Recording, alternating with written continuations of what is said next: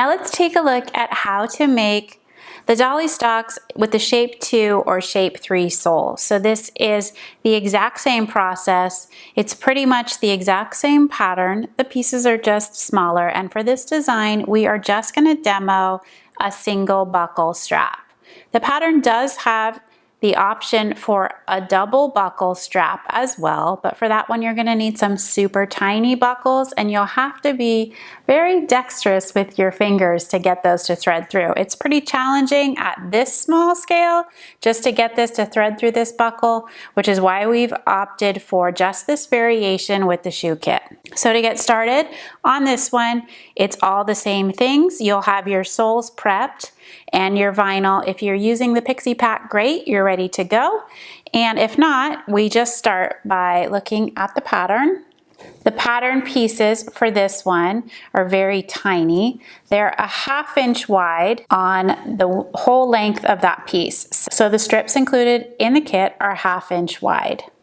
There's 4 of them. You have mirroring pieces for both shoe.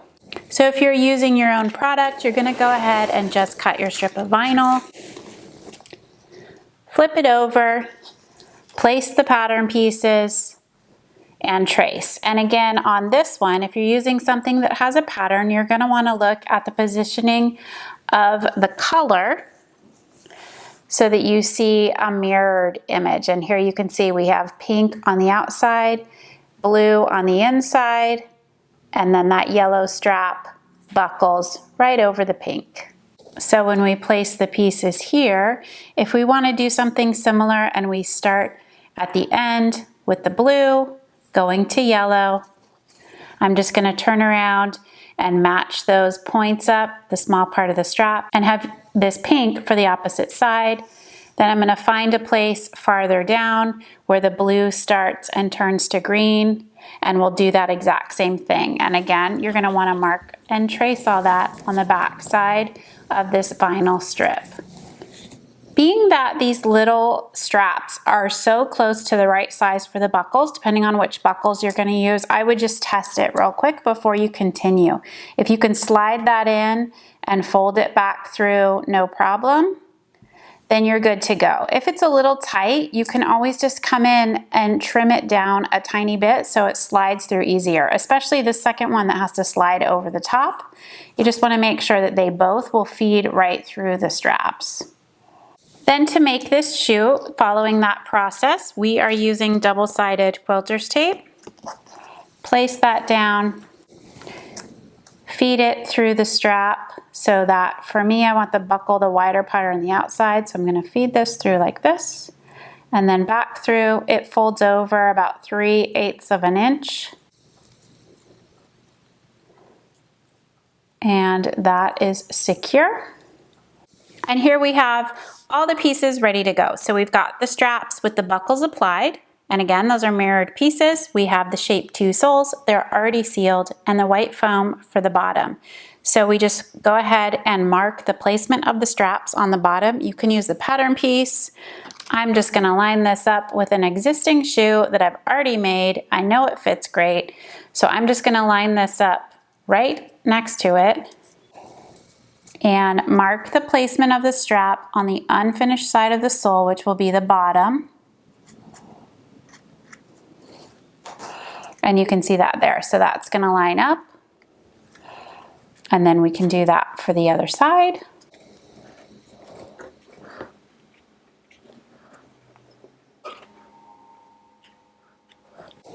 We've got the placement marked. We'll set the foam aside. Then with this, we're going to put the outside of the shoe is the shorter side, and the inside of the shoe is that longer strap. And then the same thing will happen for the other shoe. So we'll do this one first. We simply glue the straps down. And here we're bringing this all the way in to the middle of the sole. You can check the placement, how that's going to wrap over. Make sure you like it. Then we go ahead and glue down the second side. And you can see there they meet nicely in the middle. Apply a little glue to the side of the sole where the strap is, just so that stays nice and tight right there. Both sides. Test it out by sliding that strap through the buckle.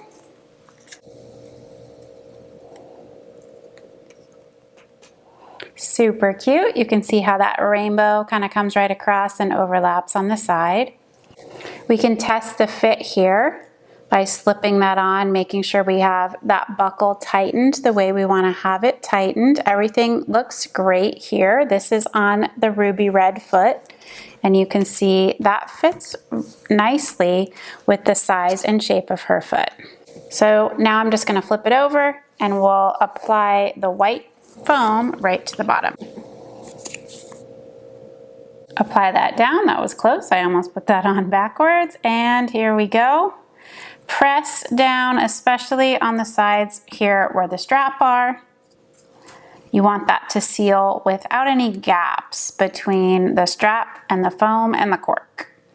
And there you go. You can see that. Looks great. Then with a tiny pair of scissors, we come in and I just trim this in line with the line right here of the cork. So it has a tiny bit of an angle to it. And again, we can slip this right on her foot. And it looks super cute. Okay, then we go ahead and just finish the second shoe.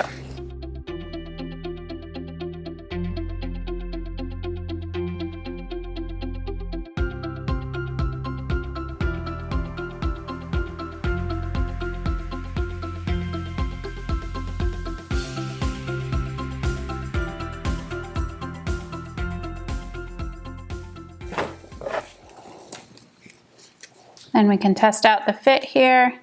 That strap is a little bit loose. We'll just tighten this up a little bit. And there you have it. We have two adorable pairs of Dollistocks for both Ruby Red Fashion Friends and WellieWishers using Shape 2 or Shape 3 soles. I hope you've enjoyed this tutorial and you're inspired to go make some adorable Dollistocks for your dolls too.